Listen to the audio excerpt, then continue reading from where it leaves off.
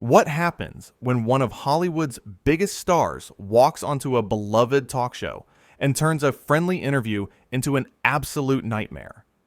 In just 36 seconds, a simple question would ignite an explosive confrontation that nobody saw coming, leading to the most shocking exit in talk show history. This is the story of the night Alexander Skarsgård was kicked off the Graham Norton show. The studio audience was buzzing with excitement. The lights were bright, the cameras were rolling, and Graham Norton sat in his iconic chair with that warm, welcoming smile he's famous for. Next to him was Alexander Skarsgård, the tall, handsome actor known for playing intense characters on screen. But tonight, something was different. Tonight, the mask would slip. "So, Alexander," Graham began, his voice cheerful and light, "I have to ask about your new film. The reviews have been quite mixed, haven't they?" It was an innocent question, a standard talk show opener. But the way Alexander's face changed told a different story. His jaw tightened, his eyes narrowed. The smile that had been plastered across his face just seconds ago vanished completely. "Mixed?" Alexander repeated, his voice cold. "Mixed? That's what you're leading with?" Graham blinked, clearly caught off guard. The audience shifted uncomfortably in their seats. This wasn't the playful banter they'd come to expect. "Well, yes," Graham said, trying to keep things light. "I mean, that's just what some critics have said. I thought we could talk about it." "Some critics," Alexander sneered, leaning back in his chair. "You mean the ones who wouldn't know good cinema if it hit them in the face? Those critics?" Graham's smile flickered, but held. He was a professional, after all. He'd handled difficult guests before. "I think they're just doing their job, Alexander. Just like we're doing ours here tonight." "Your job?" Alexander laughed, but there was no humor in it. "Your job is to sit here and tear down artists? To drag people through the mud for entertainment?" "That's not what I'm doing at all," Graham said, his voice still calm, but with a slight edge now. "I'm simply asking about your work. That's what we do on this show. We talk." "We talk," Alexander mocked, his voice dripping with contempt. "Right. You talk. You ask your little questions. You get your little laughs. And the rest of us are just here to dance for you like trained monkeys." The studio had gone completely silent. Even the crew members behind the cameras had stopped moving. This wasn't banter anymore. This was something else entirely. Graham took a breath. "Alexander, I'm not sure where this is coming from, but I think maybe we should take a moment." "Take a moment?" Alexander shot back. "Why? Because I'm not playing along with your game? Because I'm not sitting here smiling and nodding while you insult my work?" "I didn't insult your work," Graham said firmly. "I mentioned that reviews were mixed. That's a fact. If you can't handle a simple fact being stated, then perhaps this isn't the right place for you tonight." Alexander stood up suddenly, his chair scraping loudly against the floor. The audience gasped. "Maybe you're right. Maybe this isn't the right place for me. Because I don't need to sit here and be disrespected by some talk show host who thinks he's better than everyone else." "I never said that," Graham replied, his voice steady, but his expression showing genuine confusion and hurt. "Alexander, please sit down. Let's talk about this." "Talk about what?" Alexander spat. "How you've built a career out of making people look stupid? How you invite guests on just to humiliate them?" Graham stood up now too, his face red, but his voice controlled. "That's completely unfair, and you know it. Every single person who comes on this show is treated with respect and kindness. I have never, ever tried to humiliate anyone." "Oh, please," Alexander said, waving his hand dismissively. "Everyone knows what you do here. You get people drunk on that stupid red chair. You ask them embarrassing questions, and then you laugh at them. That's your whole shtick." The audience was stunned. Some people looked angry. Others looked confused. Graham Norton was beloved. He was known for being one of the kindest, most generous hosts on television. And here was someone attacking him on his own show. "I think you need to leave," Graham said quietly. The joviality was gone from his voice completely now. "I've tried to be patient. I've tried to understand where this is coming from. But I won't stand here and let you insult me, my show, or my guests." "Gladly," Alexander said, ripping off his microphone. "I didn't want to be here anyway. This whole show is a joke. You're a joke." "Security," Graham called out, not taking his eyes off Alexander. "Please escort Mr. Skarsgård out of the building." "I don't need security," Alexander snapped. "I can walk myself out. Unlike some people, I have dignity." "Dignity?" Graham repeated, and for the first time there was real anger in his voice. "You come onto my show. You attack me for no reason. You insult everything we do here, and you think you're the one with dignity?" Alexander took a step toward Graham, and instantly 2 security guards appeared from the wings. "You know what your problem is?" Alexander said, his finger pointing at Graham. "You think you're untouchable. You think because everyone loves you that you can say whatever you want. Well, guess what? Not everyone loves you. Some of us see right through you."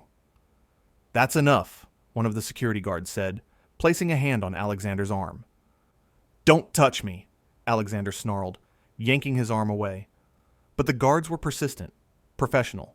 They flanked him on either side.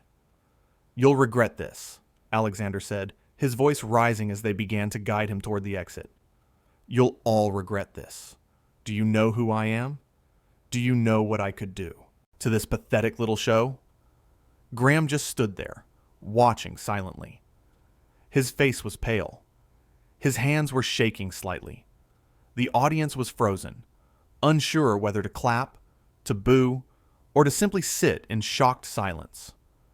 "I'm a star," Alexander shouted as the guards moved him further away. "I'm a real artist. And you're just a talk show host. You're nothing. You're nobody. This show is nothing without people like me." "I think we're doing just fine," Graham said quietly, but his microphone picked it up. A few people in the audience clapped nervously. Alexander tried to pull away from the guards again. "You're all sheep," he yelled at the audience. "Sitting there, clapping when he tells you to clap, laughing when he tells you to laugh. You're pathetic, all of you." The booing started then. It began with just a few people, but it grew. The audience had tolerated the attack on Graham, but attacking them was too much. The sound swelled, filling the studio. "Boo all you want," Alexander screamed over the noise. "It doesn't change the truth. This show is trash. He's trash. And you're all trash for watching it." "Get him out of here," Graham said, louder now. "Now." The security guards moved faster, practically dragging Alexander toward the exit. He was still shouting, still hurling insults, but his words were getting harder to hear over the audience's reaction. "You haven't seen the last of me," Alexander yelled, his face red with rage. "I'll make sure everyone knows what a fraud you are. I'll tell everyone. The press, social media, everyone. You're finished, Graham Norton. Finished." And then he was gone. The door closed behind him with a heavy thud, cutting off his final words. The studio fell into an eerie silence. Graham stood there alone on the stage, looking shaken, but trying to compose himself. He walked slowly back to his chair and sat down. He took a deep breath, then another. The audience waited, unsure what to do. "Well," Graham finally said, his voice a bit unsteady, "that was unexpected." A few nervous laughs rippled through the crowd. Graham ran a hand through his hair and looked directly at the camera. "I want to apologize to everyone watching at home. That's not what we do here. That's not who we are. And I'm genuinely shocked and saddened by what just happened." The audience erupted in applause. It was loud, supportive, almost defiant. They were rallying around their host, showing him that they didn't believe a word of what Alexander had said. Graham's eyes got a bit watery. "Thank you," he said softly. "Thank you all so much. This show has always been about celebrating people, about having fun, about bringing joy. And I promise you, that's never going to change. One person's anger and bitterness won't change that. More applause. Even louder this time. Some people were standing now, giving Graham a standing ovation in the middle of what was supposed to be just another Friday night talk show. But let's go. Back. Let's understand how this all started. Because what you just witnessed didn't come out of nowhere.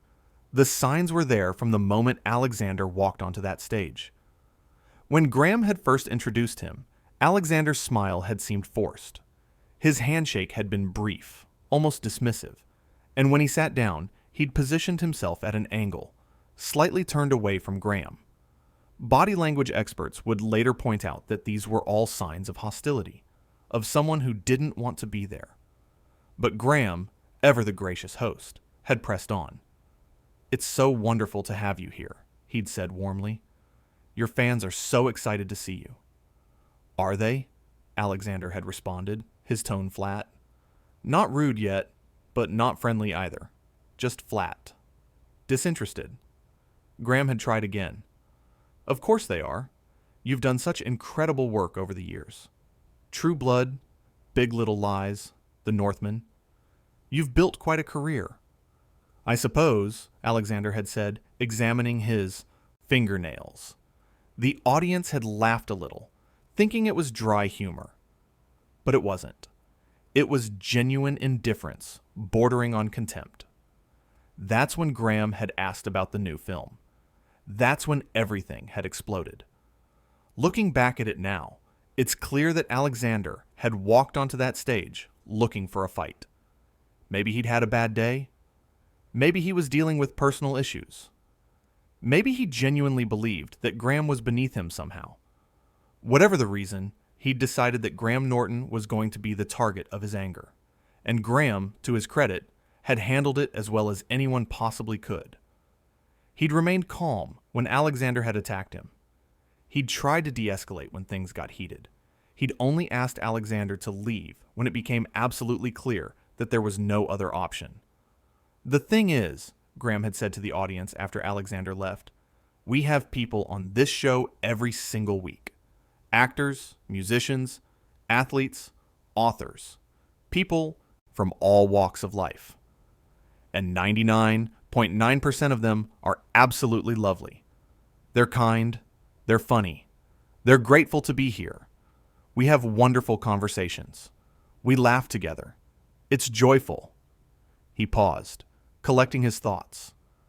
"But every once in a while, very rarely, you encounter someone who just wants to be angry. Someone who sees kindness as weakness.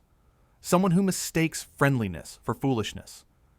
And there's nothing you can do about that except protect yourself and everyone else in the room." The audience applauded again. Graham smiled, a real smile this time, and continued. "So, we're not going to let one person's bad attitude ruin our night. We're going to move on. We're going to have fun.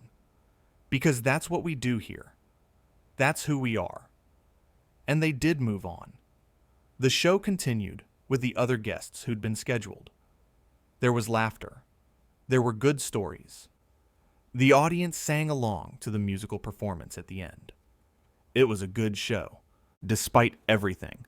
But nobody could forget what had happened.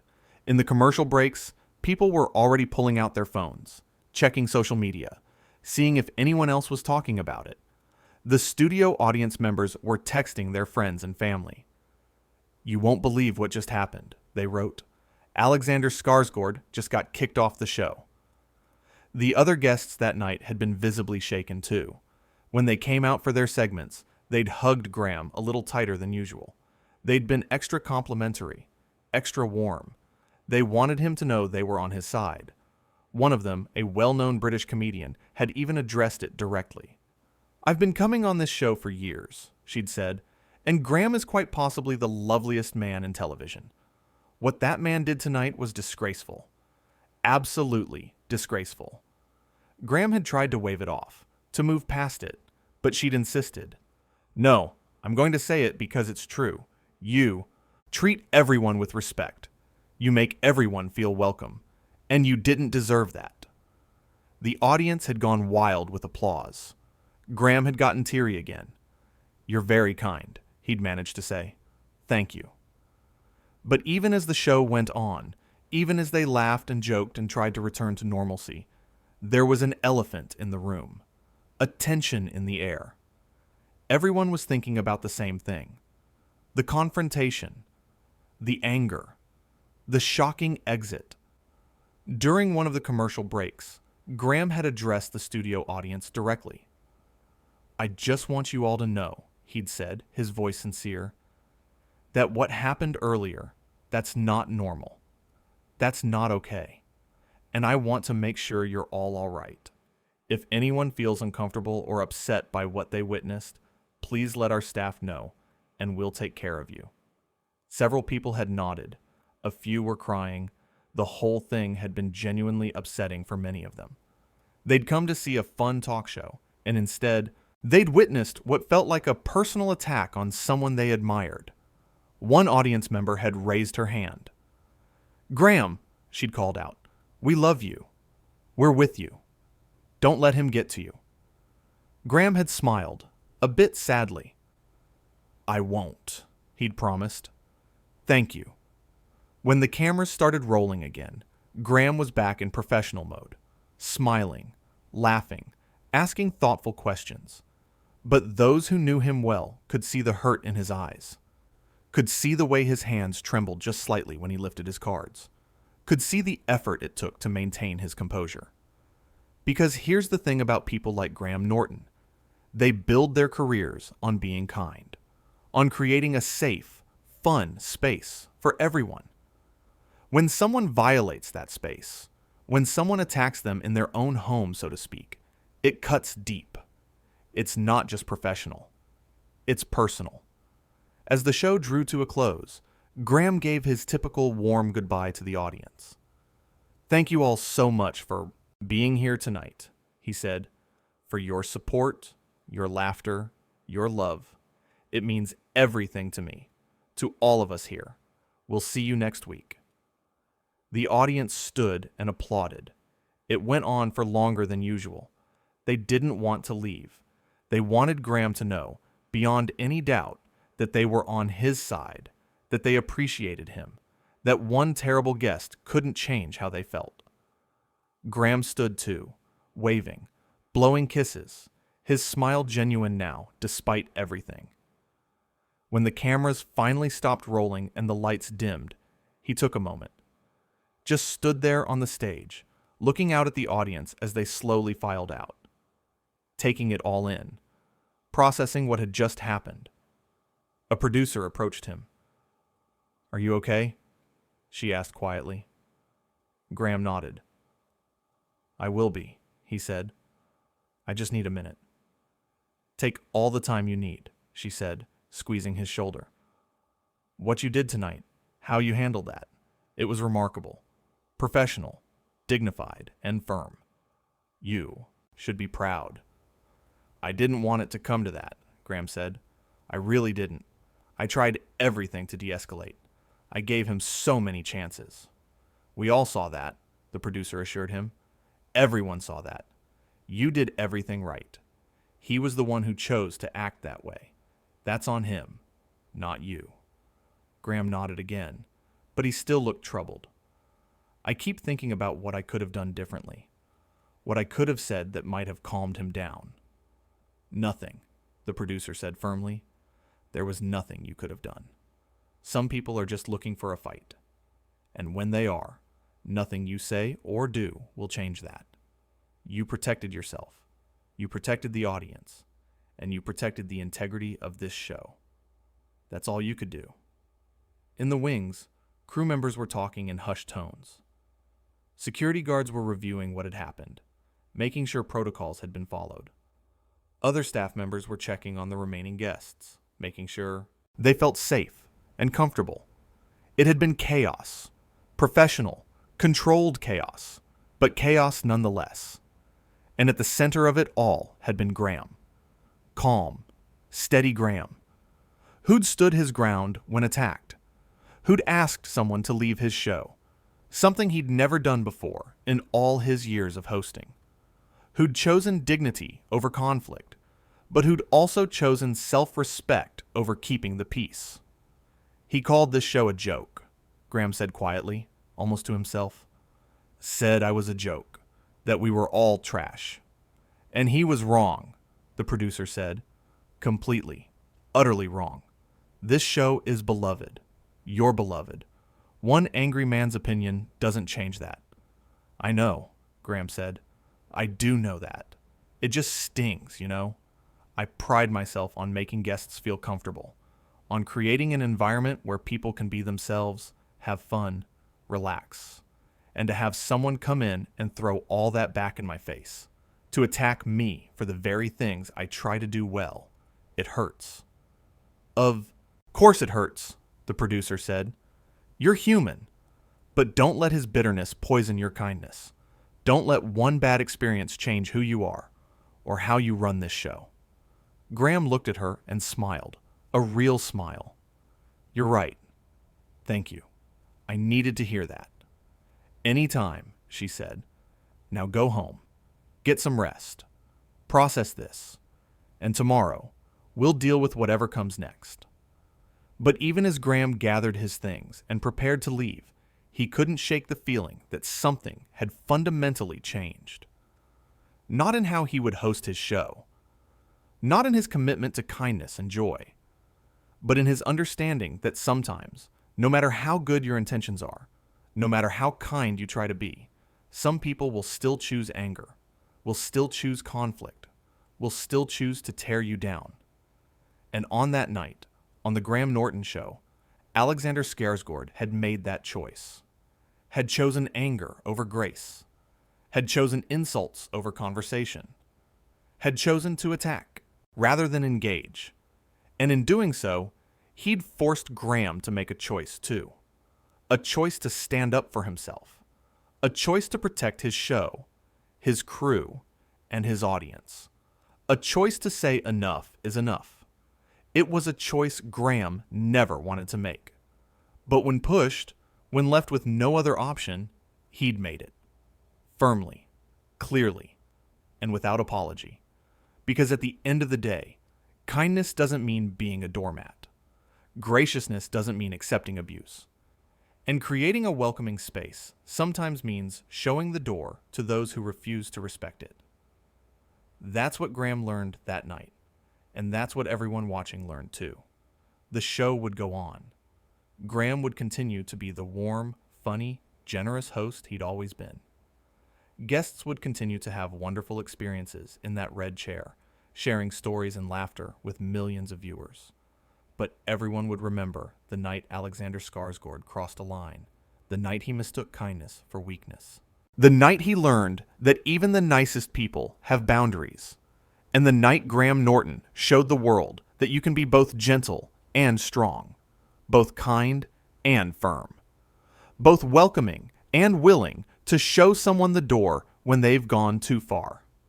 It was a night nobody expected, a confrontation nobody wanted. But it was also a reminder that respect is a two-way street, that civility matters, that you can't treat people badly and expect no consequences, and that sometimes the most dramatic moment in television isn't scripted or planned. Sometimes it's just one person's anger meeting another person's dignity. And dignity, as it turns out, always wins in the end.